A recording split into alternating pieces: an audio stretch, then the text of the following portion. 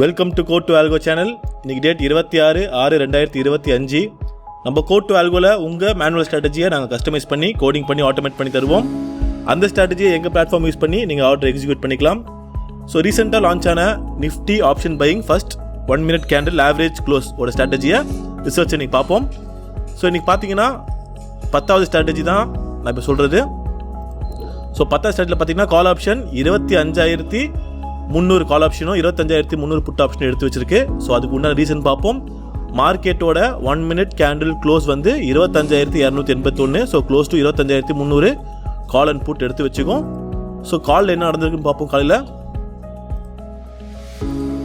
So காலில் பார்த்தீங்கன்னா 9:17 order எடுத்து 9:30 நம்மளோட டார்கெட் ஹிட் ஆகிடுச்சு. ஸோ கால் ஆப்ஷனில் 4,000 ரூபா ப்ராஃபிட்டில் புக் ஆகிருக்கு.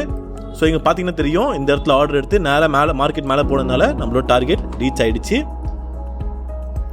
நெக்ஸ்ட்டு பார்த்தீங்கன்னா புட் ஆப்ஷன் பார்த்தீங்கன்னா 1, 2, 3, 4 மல்டிப்ளேயர் எடுத்திருக்கு.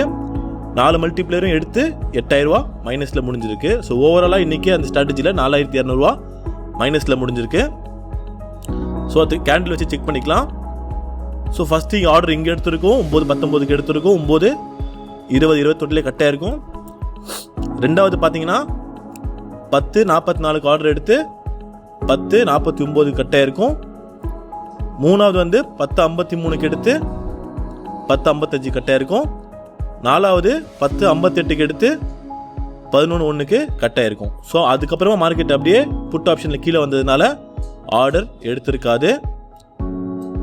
ஸோ இங்கே ஒன்று இருக்குது, 11:43 ஆர்டர் எடுத்து அரௌண்ட் 11:45 கட்டாக இருக்கும். ஸோ 4 மல்டிப்ளேயர் இங்கே எடுத்த மார்க்கெட் அப்படி கீழே வந்ததுனால புட் ஆப்ஷனில் மைனஸ் கட்டாக இருக்குது.